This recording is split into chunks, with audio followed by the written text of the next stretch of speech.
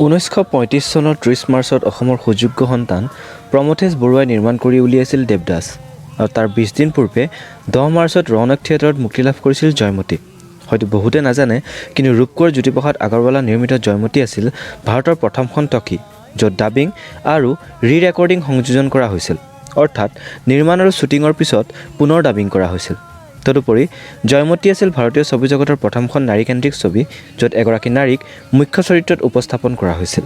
কাৰণ সেই সময়ত দক্ষিণ বা হিন্দী ছবি জগতত নিৰ্মিত ছবিসমূহত সাধাৰণতে নাৰী চৰিত্ৰক প্ৰাধান্য দিয়া হোৱা নাছিল, যাৰ দীৰ্ঘদিনীয়া ধাৰাবাহিকতা ৰূপকোঁৱৰ জয়মতীয়ে ভংগ কৰিছিল। ৱিকিপিডিয়াৰ তথ্য অনুসৰি জয়মতী নিৰ্মাণৰ ব্যয় আছিল সেই সময়ত 50,000 টকা, যাৰ পৰিমাণ আজিৰ লগত তুলনা কৰিলে প্ৰায় 2,70,00,000 টকা। অৰ্থাৎ জয়মতী প্ৰথম অসমীয়া বোলছবিৰ লগতে এখন বিগ বাজেটৰ অসমীয়া ছবিও আছিল।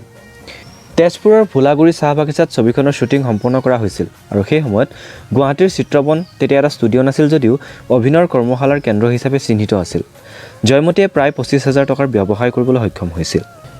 জ্যোতিপ্ৰসাদ আগৰৱালাই জয়মতীৰ প্ৰিমিয়াৰৰ বাবে বাছনি কৰে কলকাতাস্থিত ৰৌনক মহলক।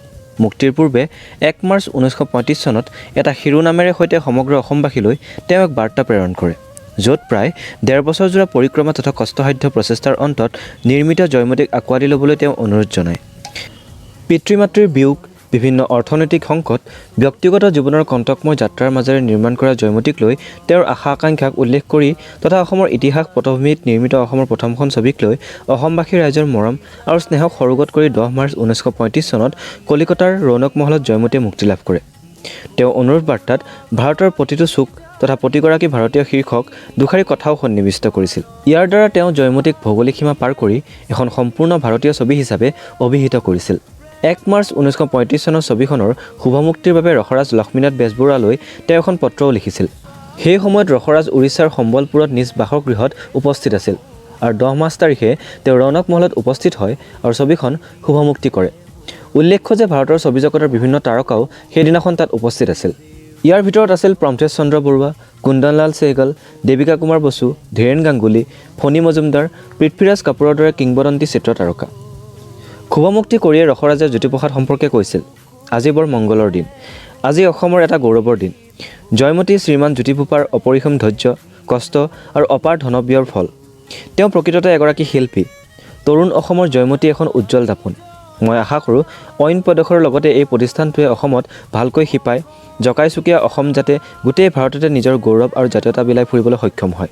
কলিকতাত মুক্তিৰ 10 দিন পিছত 20 মাৰ্চ 1935 চনত উজান বজাৰস্থিত কুমাৰ ভাস্কৰ নাট্য মন্দিৰত জয়মতীয়ে মুক্তি লাভ কৰে। ছবিখনে দৰ্শকৰ অভূতপূৰ্ব সঁহাৰি লাভ কৰে। উল্লেখ্য যে জয়মতী 14 এপ্ৰিল তাৰিখলৈকে একেধাৰে সগৌৰৱে চিত্ৰগৃহত চলি আছিল। প্ৰতিদিনে সন্ধিয়া 6:30 আৰু নিশা 9:30 বজাৰ প্ৰতিটো দৰ্শনীতেই দৰ্শকৰ ভিৰ পৰিলক্ষিত হৈছিল। 2006 চনত মিউনিখ আন্তঃৰাষ্ট্ৰীয় চলচ্চিত্ৰ মহোৎসৱ, এপ্ৰিল 2012 চনত আমেৰিকাৰ UCLA বিশ্ববিদ্যালয়ৰ চেণ্টাৰ ফৰ ইণ্ডিয়া আৰু ছাউথ এছিয়ান ষ্টাডিজৰ প্ৰেক্ষাগৃহত জয়মতী প্ৰদৰ্শিত হৈছিল।